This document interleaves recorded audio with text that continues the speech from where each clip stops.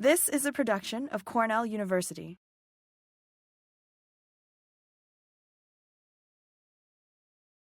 Well, here we're going to start. I'm Lucia Viñale. I'm a third-year PhD candidate in plant breeding and genetics here at Cornell University in the Larry Smart Lab. I'm organizing our lab's annual hemp webinar. This is the 7th one this year. And apart from this one, we only have one left. I hope you've all been enjoying them. As you know, we are focusing on hemp grain this year, and today's speaker is Dr. Bob Pearce, who is joining us from Lexington in Kentucky. Thank you, Bob, for accepting our invitation. We are all excited to hear your talk. Dr. Bob Pearce is an extension professor and director of hemp programs at the University of Kentucky, Martin-Gatton College of Agriculture, Food and Environment. Dr. Pearce grew up on a small Kentucky farm, raising corn, soybean, hay, and burley tobacco with his family. He received bachelor's and master's degrees in agronomy from the University of Kentucky and a PhD in soil chemistry from the University of Georgia. During his more than 30 years as an extension specialist in Kentucky, he has conducted field research and extension programming on transplant production systems, soil fertility, conservation tillage methods, and sucker control programs for tobacco. Currently, Dr. Pearce's hemp research focus is on best agronomic management practices, sustainability, and rotational cropping systems for field production. He coordinates the broad hemp research efforts for the college and assists researchers interested in hemp with securing funding and accessing hemp raw materials to support the research efforts. Remember that we are recording the webinars, and we've recorded all of the webinars so far, and we've uploaded them to our School of Integrative Plant Science YouTube channel.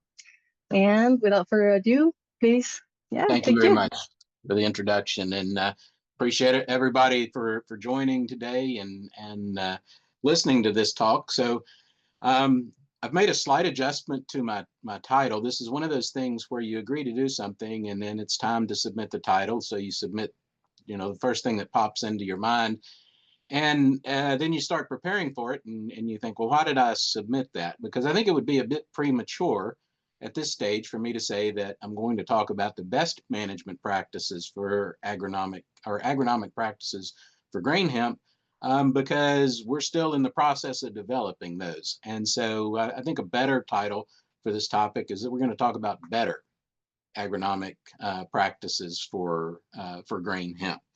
And in order to do that, I'm going to start by giving just a little bit of a background of my journey with hemp. And so hemp was not really on my radar. I was a tobacco specialist working along, and then in 2014, the Farm Bill allowed states in the U.S. to begin conducting research on hemp. Prior to that, hemp was lumped in with marijuana. It was all considered a Schedule I controlled substance, and so no research was really being done on it, out in the field, certainly. And a colleague of mine, Dr. David Williams, stepped up to initially lead the program here at the University of Kentucky, beginning with that 2014 Farm Bill. I was sort of there on the periphery. Tobacco had already started to decline at that point, and we knew that that was going to continue. So our tobacco growers were looking at other options. And my interest in hemp was really in trying to find other things for our tobacco growers that they could grow and apply their knowledge to. So between 2016 and 2018, I had about one trial a year working with hemp, and to say the least, my initial attempts at growing hemp were certainly less than spectacular. Poor stands, had a lot of difficulty. When hemp came in, everybody was talking about what an easy plant this was to grow. So it had me questioning my agronomic abilities. But I soon learned that a lot of us were really struggling with just how to manage this new to us, in many cases, plant. But with that experience, a year later, unfortunately, Dr. Williams was diagnosed with a terminal illness. and he and others asked me if I could step in to take a little more part of the hemp program. And so I became the interim director of hemp programs and later the director of hemp programs here at the college in 2019. And that was a really busy year for us. Dr. Williams had already set up a lot of things that were in place. We had a visit from the then U.S. Secretary of Agriculture, Sonny Perdue, or Senate later, Mitch McConnell. And fortunately, with some help from Wade Turner and our crew at the quicksand location that had been helping David previously, we were able to get some good stands going. So our politicians had a nice backdrop for their photo op. We also had multiple visits from USDA agencies that year, from ARS and RMA and NRCS, coming to see what hemp production was all about.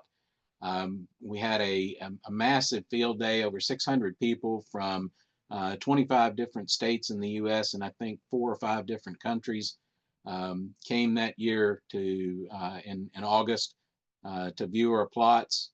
And during this time, in about a 4 to 6 month period, I went from being a just on the periphery of the hemp program to being an hemp agronomy expert, so to speak. And so that was quite a whirlwind. And in the backdrop, all of this was going on was what I call the CBD hemp boom and bust. We went from about 5,000 acres of hemp in Kentucky to 26,000 in 2019, and then back down again to about 5,000 the year after. So it was a really whirlwind kind of a ride in 2019. In 2020, things were beginning to calm down a little bit, and of course we hit COVID, but been in the process of building our hemp agronomy research program. We have had a bit of research on CBD or floral type hemp, but really have built a lot of our program around grain and fiber production. And in order to do that, had to put together a good team of folks. Tara was my field technician, field manager initially. John Way has taken that over for the last year or so since Tara went back to Pennsylvania. Tom Keene, Wade Turner, who I mentioned, and their crew that helped us with a lot of the planting. Natalia is my lab manager.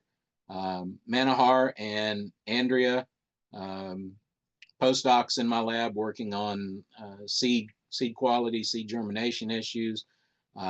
Magdalena is a PhD candidate working primarily on integrated pest management and working directly with Dr. Gaucher, whom I think you heard from earlier this year in this seminar series, and also with our entomologist, Dr. Villanueva. And then Paul Coxon's a PhD student in my lab that is working on root growth and seedling vigor. And then we've had a whole host of undergraduate workers who have come through the lab in the last 5 years that have been incredibly valuable in working on these projects. Also need to take just a moment to acknowledge our funders because that's been an important part of what we've been able to do. We started with a project from a company called Pixis that lasted about a year. Had a couple of projects with the Hemp Research Consortium in conjunction with both Cornell and North Carolina State University. We've been very fortunate to have a good relationship with our local USDA ARS lab here in Lexington, and in the last couple of years have developed a project collaborating with the Plant Genetic Resources Unit there in New York as well with Zach and Tyler, as well as some funding through USDA NEFA to help keep our program going. So I mentioned that I'd done back in 2019, was doing a lot of national webinars and some things like that. And this is a slide that I used quite a bit then, just to try to help folks understand what we really didn't know at the time about hemp and where we, many of the things that we needed to learn about. And a lot of this is still applicable today. You know, initially, we didn't have hardly any information about the varieties. All of the varieties or the cultivars that we were getting at that time were generally being imported from out of the country. And you know, there hadn't been any breeding efforts or anything that had taken place in the U.S. for many years. So we had a lot to learn about cultivars. Initially, again, we were just getting seed from all over the place. The quality was highly variable and not too good in many cases. We had a lot of issues with stand establishment. I'm not going to talk anything about the transplant production. That was primarily, you know, work that we were doing for floral production. So I'm going to concentrate more on the grain today. The next one, the fertility management, is honestly, you know, when I went into this, I thought that this is where I'm going to make my mark because of my training in soil chemistry and soil fertility. But I found out pretty quickly that if we don't have the proper variety or cultivar, and if we can't consistently establish stand, it's very difficult to do meaningful fertility management work. And so we had to tackle some of these other issues before we could even begin to fine-tune some of our recommendations with regards to that. And then, you know, we did have a lack of registered pesticides. That's still a bit the case, although we've got more options now than we did. And then we still are working out, you know, some appropriate harvest and post-harvest processing methods. And I will make some ending comments on that this afternoon when I get there to the end of the presentation. I also made this comment at the time. This was when, you know, the CBD floral hemp was going like gangbusters, and growers were receiving recommendations, in some cases not good recommendations, from all sorts of people, and that, you know, industry was moving faster than research was being able to keep up with appropriate production practices. Since the industry's cooled off, we begin to get a little bit more ahead of that curve, but we've still got a long ways to go.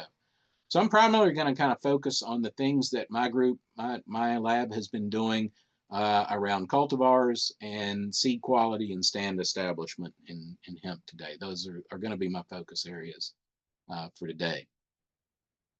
So when it comes to gaining more knowledge about cultivars, we are a participant and in fact coordinate the multi-state dual purpose trial, which dual is grain and fiber, as part of the S1084 USDA multi-state project. This began in 2019, and actually David Williams was quite instrumental in getting S1084 up and running, and had already volunteered to coordinate this project. And so then he turned that over to me, and we have about anywhere from about 12 to, we've had as many as 20 universities participating in this project in any one year. And typically we select a group of 12 to 15 cultivars that go out to all of those folks. Now, you know, some of the challenges that we've had with that is that the availability of seed changes from year to year. So keeping a consistent list of seeds has been difficult.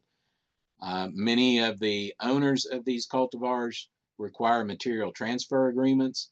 And so there's some legal barriers at times that universities don't want to agree to all of the requirements under those, or you know, just a matter of trying to get everybody to agree on what needs to be in those agreements. Stand establishment, you'll hear that as a common theme throughout my talk today, has been challenging. Weed pressure, not to mention the fact that this is a rather massive and somewhat messy data set when we've got all these different participants and different cultivars and things like that going on. And I'll just point out in the picture here, when we first started this process, we didn't have a lot of funding to go with it, and so we're using a lot of hand-me-down equipment. So this is an old tractor from the turf unit. This was an old soybean cone planter that we had modified.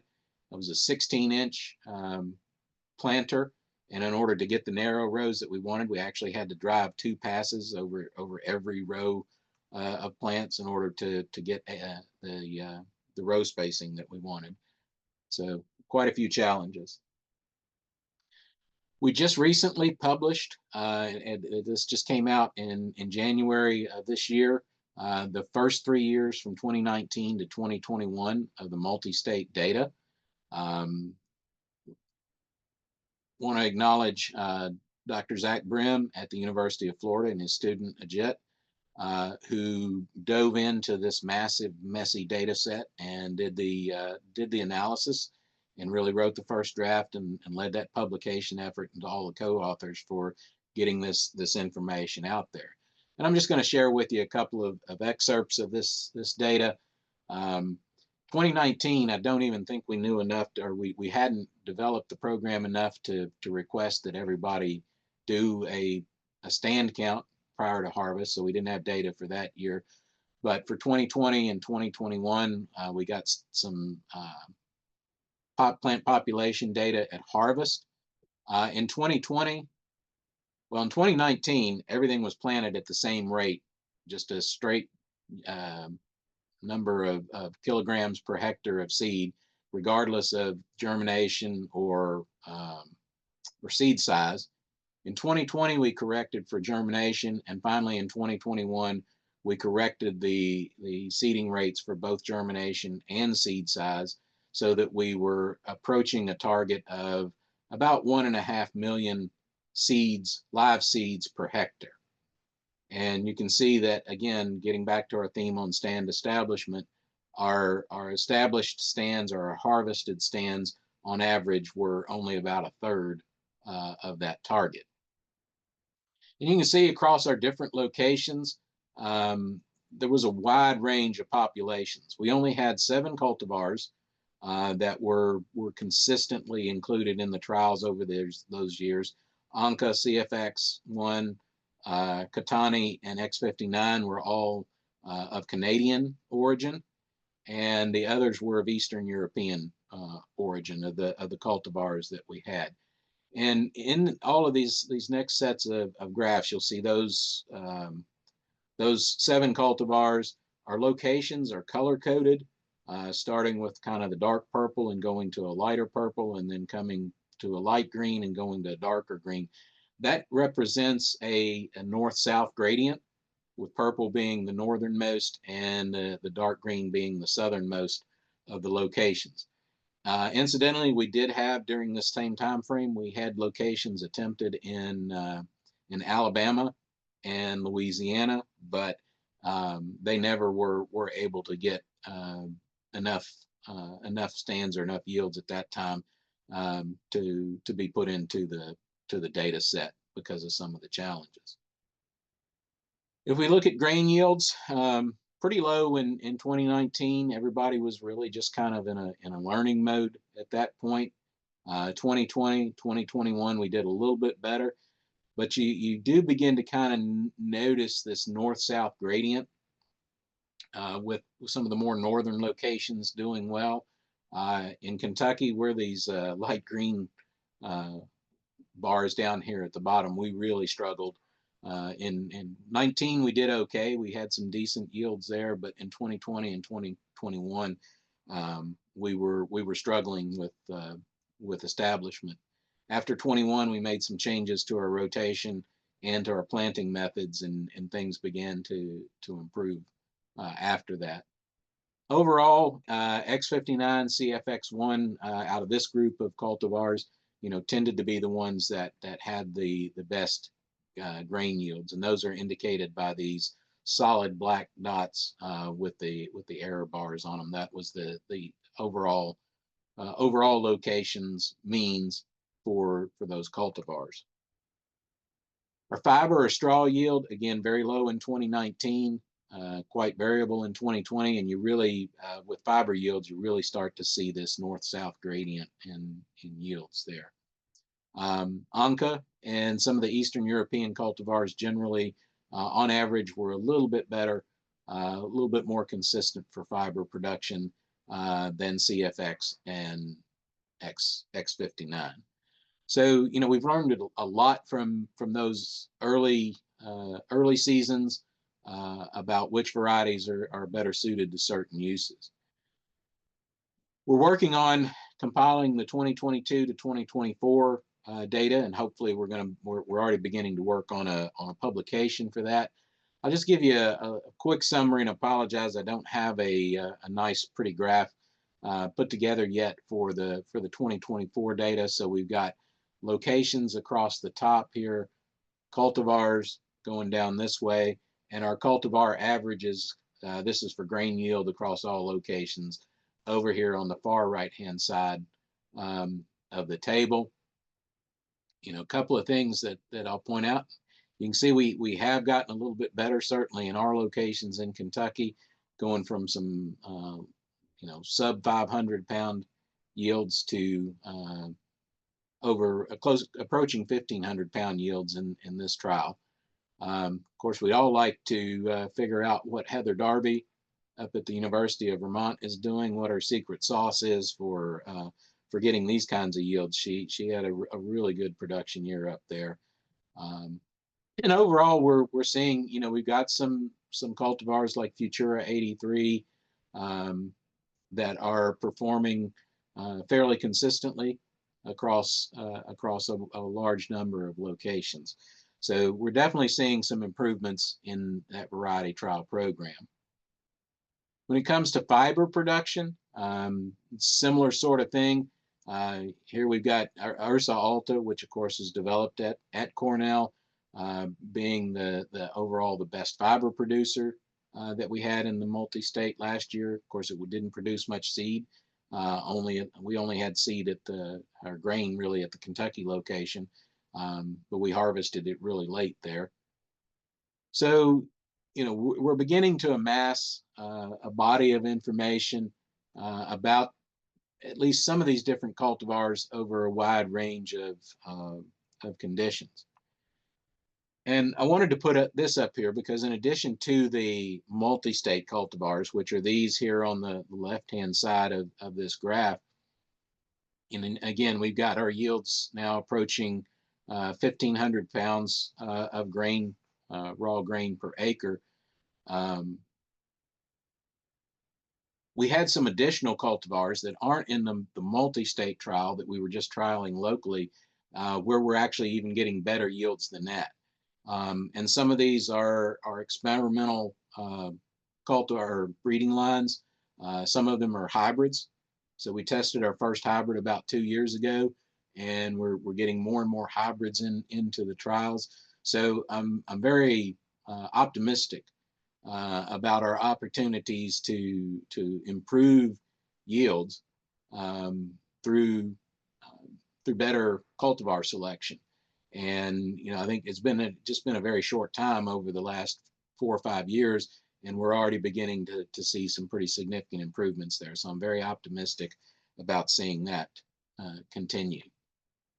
So future directions for our cultivar trials or variety trials. As I said, we're working on publication of the 2022 to 2024 data. We want to continue to evaluate these range of cultivars across different environments. And one of the things we've discussed as a goal for our group is to work towards developing a system, much like we have for soybean, of different maturity groups that would help in the selection of hemp cultivars for different latitudes. Certainly, we want to try to get some of these new breeding lines and improved hybrids and cultivars into our trials, continue to develop best management practices, working on refining our measurements and evaluations, especially when it comes to like flowering, so we can work on developing this grouping system. And we're working with Zach Stansel and the phenotyping guide that they put together to try to work on our methods for evaluating this, and also refining our integrated pest management practices with regards to these different cultivars. So I want to switch gears a little bit and start talking more about some of our in-field establishment work. Going back to 2019, went back and I, got some seed size information and germination information on the seed lots that we had, and then went back and looked at our population counts that we had. And I thought we had really good stands in 2019, but it was kind of disappointing to look and see that we still were just kind of hovering around 50% establishment, meaning that 50% of the live seed that we planted resulted in a harvestable plant, which agronomically speaking is not really acceptable for a commodity crop. If you think about corn or soybean or even wheat, you're certainly, your expectation is for better efficiency than that in terms of the amount of seed planted to the number of plants that are harvested. So Paul, my PhD student, has been taking a closer look at some of this establishment and looking at population counts. And what we had there was just counts that were taken sort of 14 days after we planted. Paul did a little more intensive counts, starting at 3 days after planting, and every 2 days thereafter went out and counted the number of plants for the first 23 days, which we kind of considered that to be our establishment period of what was going on there. And he did this for a selected group of cultivars that were in our cultivar trials. And so, for example, this was in the fiber trial in 2023. You can see there, our best performing cultivar in terms of establishment was Fedora 17. And we got, close to 90% of the seed that was planted appeared to be established by the end of the establishment period. And we had a range, down to about 70% establishment for the cultivar Yuma. We also did our typical population counts at harvest, right before we harvested materials. And you can see that in almost all cases, we lost a considerable number of plants from the end of the establishment period to the time of harvest.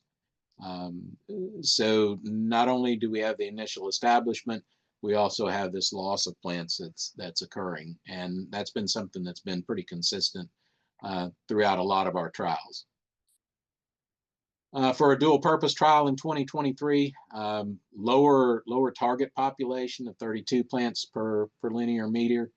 And we didn't get quite as high a establishment rate as what we did in the fiber trial, but still Fedora 17 here in the purple was our best establishing cultivar in both trials that particular year. Did very well for both. But again, we see that there was, between the end of establishment and the harvest period, we are continuing to lose some plants along the way. Now, I'm going to go back to this one, and you'll notice that this was in 2023. These cultivars, we were approaching 20 to maybe 25 plants per linear meter relative to our target of 32. 2024, same cultivars, same planting system, planted about 2 weeks later because we had some wet weather, and then we got fairly hot and dry. And you can see our establishment was much less in 2024 under those conditions. And this was also, we did have irrigation that we were applying, so it wasn't just a moisture deficit. There was something going on with the temperatures were warmer as well, and just conditions were different in 2024. And so again, we're having this issue with, we got good stand establishment in 1 year and then not so good in the next year. Even with these lower populations, we're still seeing some drop off in the numbers of plants. By the time we get to harvest, we've got less than 30% of the live seed we planted, resulting in a harvestable plant. Now, another thing that Paul did in his counts was, he didn't do this with every count, but at least once a week, he was counting the number of nodes on each plant. And so this is a representation of the number of plants within each row that had a certain number of nodes on them. And so, you can see we start out with 1, 2, 3, and 4 node plants. Then a week later, we've got some 5 node plants, 6 node plants that are coming in. And we don't have as many small plants. The interesting thing, and we saw this on several occasions, was that 3 weeks after planting, when he came to count, now we have, we all our plants had grown beyond the 1 and 2 node stage, but now we've got more 1 and 2 node plants showing up, which is suggesting to us that we have secondary flushes of seed emergence, plant emergence that are going on. And so we've got this established canopy and then these smaller plants coming in underneath. And so while these might be counted towards our establishment period, some of these plants may or may not compete successfully to become harvestable plants. And Paul did observe, some plant loss. We had some wilting of plants, which we presume is probably dampening off. We had predation by insects chewing on plants, both what we call large herbivory and small herbivory, which would be things more like flea beetle. And then there were some instances of just necrotic tissues that we couldn't explain from environmental stressors that were happening in the plant. So we did know that we were losing some plants during that establishment period. So what we've seen from this is that, these inadequate stands, may be a result of low initial emergence, seeds that never emerge, which is what we seem to see a lot of in 2024. Seedling death that occurs during the establishment phase itself while the plants are still young. And then we've got this loss of established plants occurring through the growing season. And these are all areas that we need additional research on in order to really understand what's going on with our population dynamics through the season with grain and fiber hemp. So one area of study that we have worked on in my lab is looking at seed quality. Initially, our seed lots were pretty poor. A lot of the seed lots we were getting, we would have seed lots with 60 or 70% germination rates, and these were standard germination in a growth chamber, not what we were seeing in the field. Hemp presents a challenge, I think, for seed producers because of the way it matures and the fact that at any time that they harvest, there's going to be a certain proportion of immature seed. Also, hemp seed apparently does not store well, particularly at high temperatures. And certainly if you have high moisture and high temperatures, then those seeds won't store as well. But, we've been doing cold storage for the last several years and having much better luck with preserving our seed lots that we've got. And also, I think the germination of seed lots has improved. We do adjust all of our seeding rates, as I said, based on a target seeding rate with germination and seed size. So we correct everything to make sure we're putting out the same number of seeds for each cultivar. So as I mentioned, I think that seed lots have improved in germination. The green bars represent the germination for our seed lots that we received last year for the multi-state variety trial, and you can see a lot of these are at 90% or above. There's a few that are closer to 80, particularly for some of the newer cultivars. But in my experience, even with tobacco, it's not uncommon for a newer cultivar to have lower germination rates while they're in the process of trying to increase the seed for production. And then the purple bars were those same seed lots that we had stored for a year at 4C. At 4 degrees C, and looking at germination, and you can see for the most part our germination is pretty well preserved. Again, we had one seed lot that looks like it may have gone down a little bit more than others. In addition to doing the germination work, Andrea is also looking at, we've acquired a Vibe seed analyzer, And among other things, it allows us to sort seeds based on various parameters. In this case, we're sorting based on color. So we have brown seeds, which are presumably seeds that were mature at the time of harvest, white seeds, which were approaching maturity, and green seeds, which we presume to be relatively immature seeds. And we've got them separated. She's got them separated here just for the purposes of this picture to show the differences. But with this machine, we can put a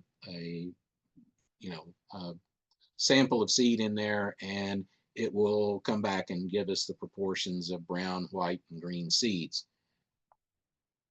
Looking at seed sizes on those, we've generally found that the green seeds do tend to weigh a bit less, be a bit smaller. White seeds sometimes are way less, sometimes they're pretty similar to the brown seeds in weight. And when she puts those in a standard germination test, blue is our original seed lot, and we see from that about 80% germination. Brown seeds germinate at a higher rate, white seeds kind of at a similar rate to the original seed lot, and in some cases green seeds can be quite a bit lower in germination. And so the overall germination rate of that seed lot depends on the proportion of these lower germinating seeds that are in there. But really interested to try to continue this work. Like I said, this is just standard germination. We also want to look at whether or not these green seeds perhaps have lower viability as well. So not only may they germinate at a lower rate, those that do germinate potentially may have lower seedling vigor and not be able to establish as well. So that's an ongoing area of research within our lab to try to better understand the role of seed quality in seed vigor. Paul has also done some work looking at root vigor and root growth in hemp plants. And he's done this by growing hemp seedlings in clear cylinders in a gel material that's meant to simulate a root growing environment or soil. But we can come in and periodically take pictures of this, and then Paul is using a software to extract information out about the root length density, rooting depth, root angles, all kinds of information that we can relate back then to the performance of these varieties in their establishment. And so this is just an example over time of the variety X59 at 6 days old, 9, 13, 15, and 21 days. The same root system, how it's developed over time, and rooting depth. And just an example of what we're trying to do with this, we took the rooting depth at 21 days and the population counts that we had from our field studies. So this is a relative stand establishment here, which basically is the stand establishment percentage of the cultivar compared to the average for that year in trial. Because remember, we had a big difference in the 2 different years there. So we kind of had to correct for that. So this is how each variety performed relative to the average of that particular trial and year. And we've correlated that with the rooting depth that Paul measured in the gel. And we get a pretty good positive correlation there. R squared is not real high, but 0.4. And Paul's going to continue with this work to try to relate more of these rooting characteristics to the performance that we're seeing in the field, and hopefully come out of that with some breeding targets that we might go after for that. So I've talked a lot about trying to reach the target populations, which brings up the question of what is the target population? What should we be shooting for? So this is a trial that we did. This is with a variety called Orion 33. It's a monoecious type of hemp. And we planted it at target seeding rates of 100,000 up to 1 million seeds per acre in 100,000 seed increments. And then again, this is our count of plants at harvest. We've got healthy plants in the blue, and then the gray represents what we call diseased heads, those that were showing obvious symptoms of some sort of disease that was affecting that floral structure. And the interesting thing, I thought we would have, where we would see better establishment maybe at some of the lower rates and less of the thinning effect. But what we found was that across all the planting rates, we roughly got about 20 to 25% of the live seed we planted turned into a harvestable plant. So, at 100,000 planted seeds, we got 20,000. At 1 million planted seeds, we got 200,000 seeds. Okay, so we didn't get anywhere near our target, but surely this big difference in population will make a difference in grain yield. At least that's what I hypothesized would happen. But hemp is a very plastic plant. And so even at lower populations, we got more branching, and we found that our grain yields really didn't change that much across all of those different populations. So similar thing we did in 2024. Same sort of thing. We only got about 20% of our plants. We did increase up to 1.2 million seeds per acre, but we still didn't get much over 200,000 plants per acre at harvest. And again, our yields were a little more variable in 2024, but still no consistent pattern related to plant population. And what we get at a lower population, as I said, is fewer individuals but highly branched versus single stalks and larger numbers of single stalks per unit of area. So, this doesn't mean the population isn't important. We still, I think, need to achieve higher density populations for some practical reasons of harvest, and certainly for fiber, we need to be trying to achieve, some of these higher plant populations. But certainly, we have more work to do to understand what's going on with our seeds. Mention our planting methods just very briefly. When we started out, we were using the old planter in conventional ground, very heavily worked, tilled soil.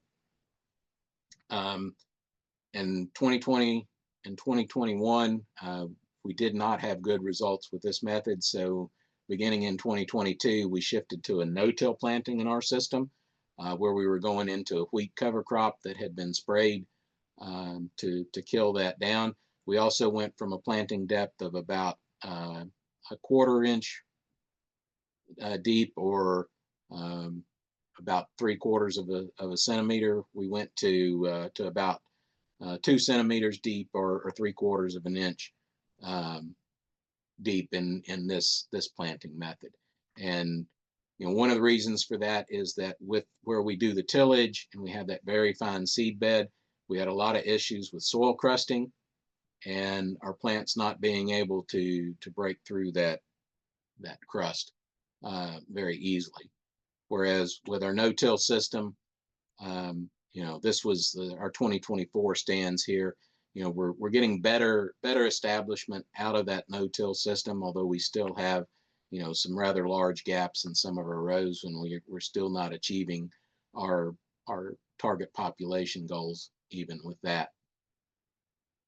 I'm going to just very briefly mention some work that we did with planting dates, trying to establish the impact of planting date and planting depth with 2 different cultivars. Again, our target population in this case was 680,000 pure live seeds per acre.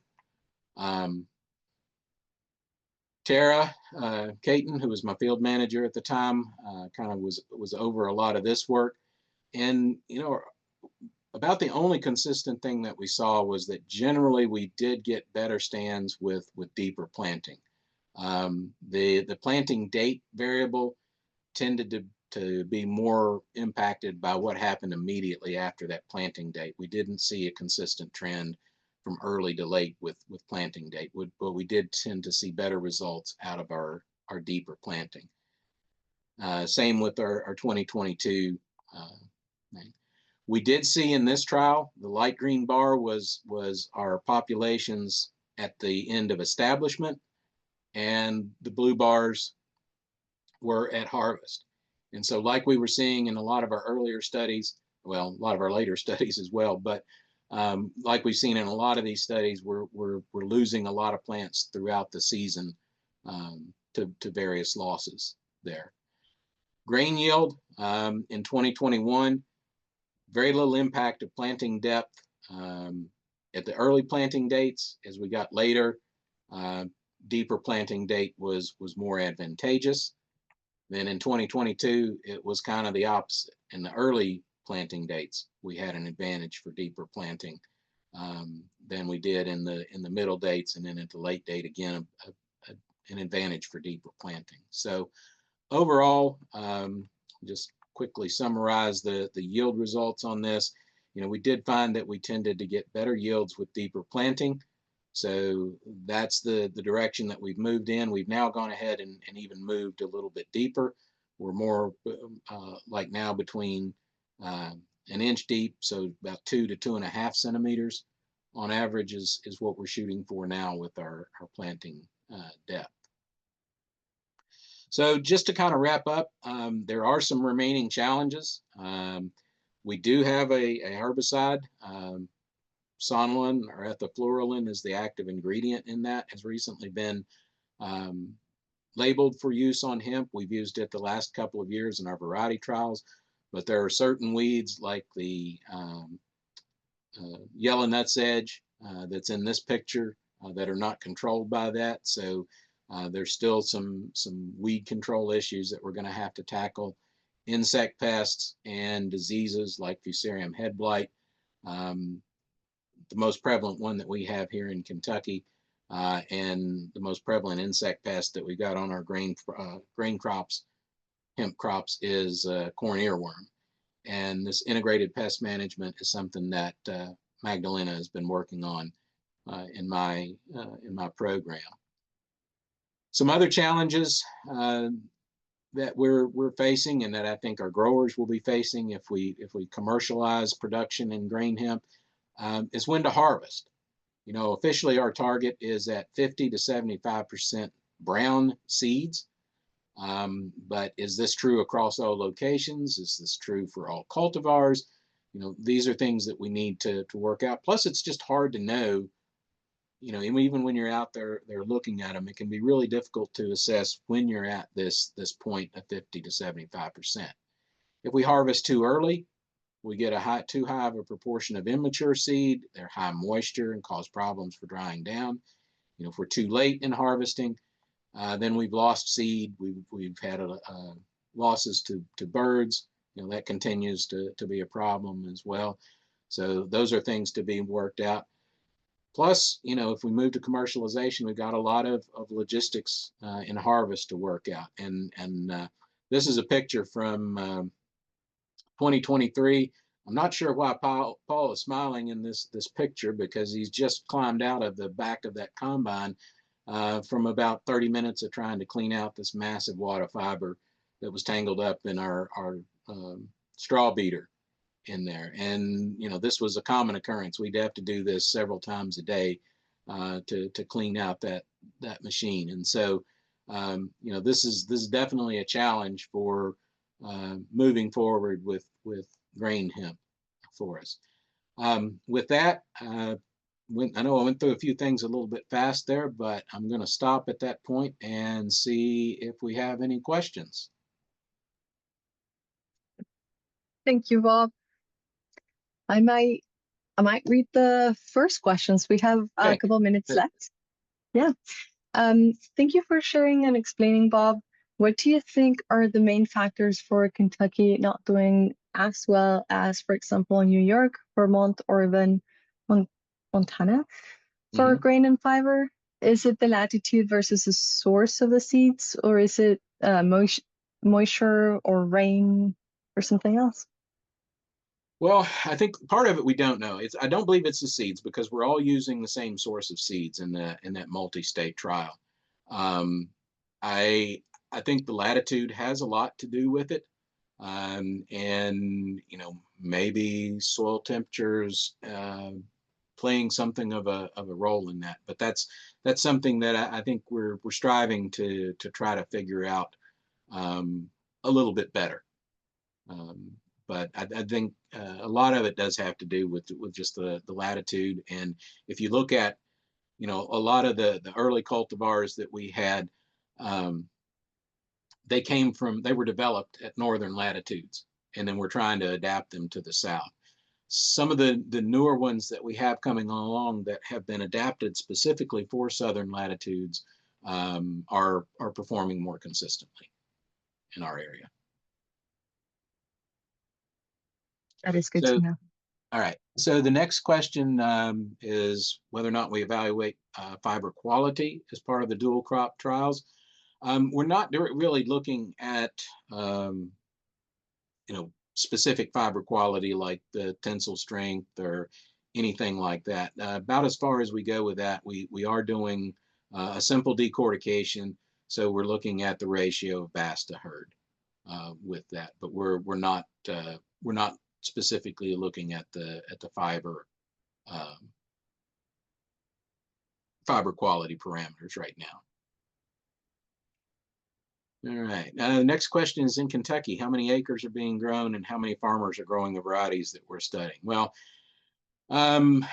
this year we're probably going to have, I'm going to guess, I haven't seen the numbers yet for sure, but we're probably going to have about 5,000 or 6,000 acres grown in Kentucky.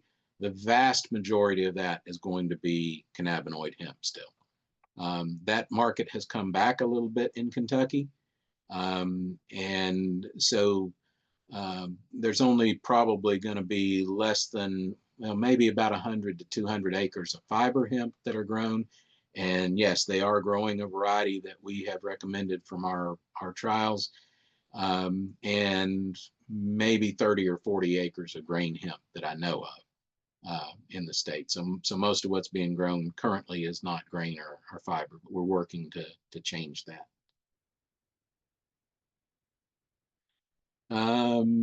Say,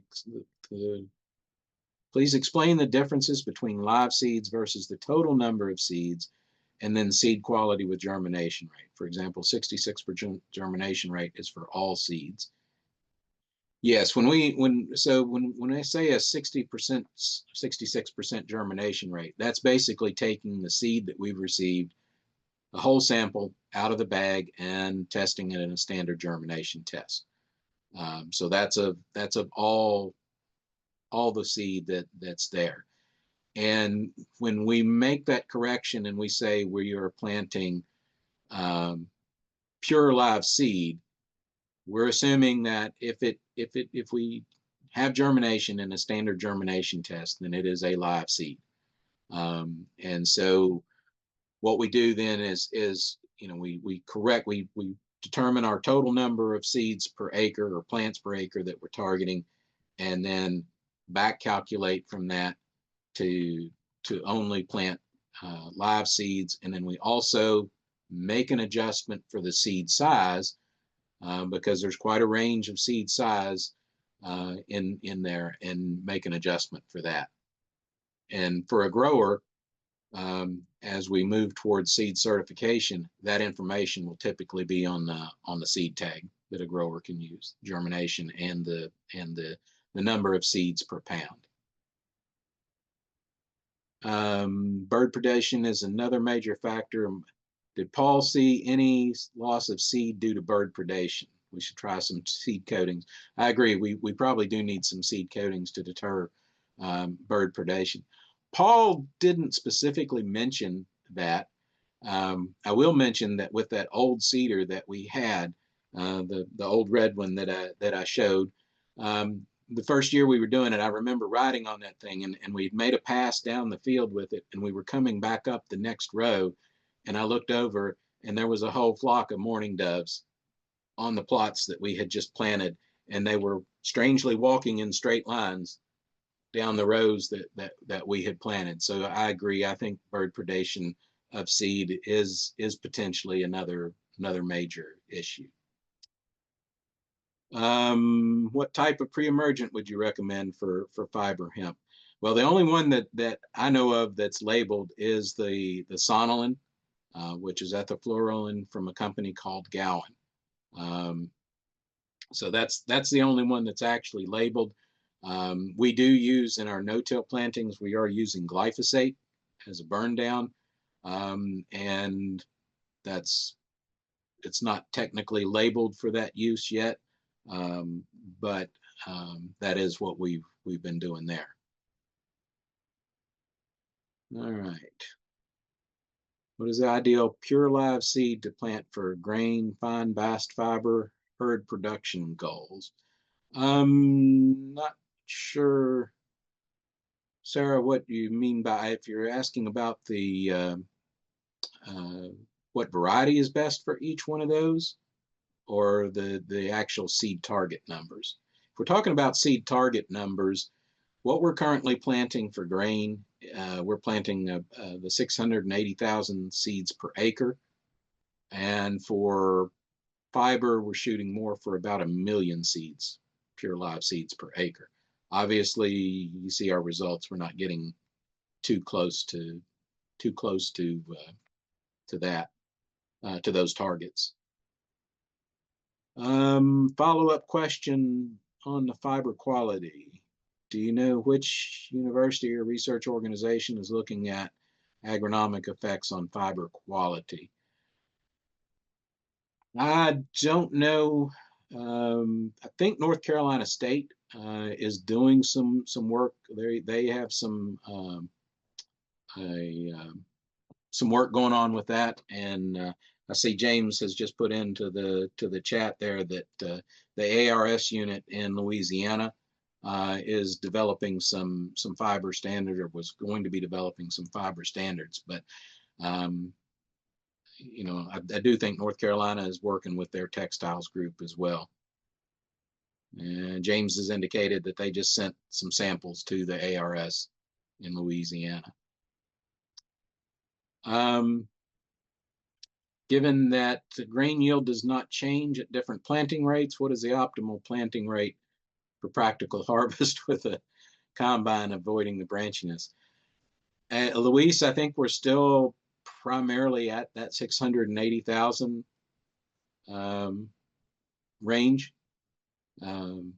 So, you know, I mean, that if we're planting that and getting a couple 100,000 plants per acre, that's probably pretty good.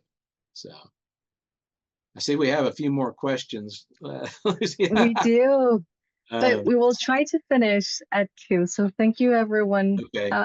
For connecting today. Thank you, Bob, for answering all of our questions and for that wonderful presentation. We definitely learned a lot. Thank you. You're going to. I'll happily answer questions if people want to email me afterwards. rpearce@uky.edu.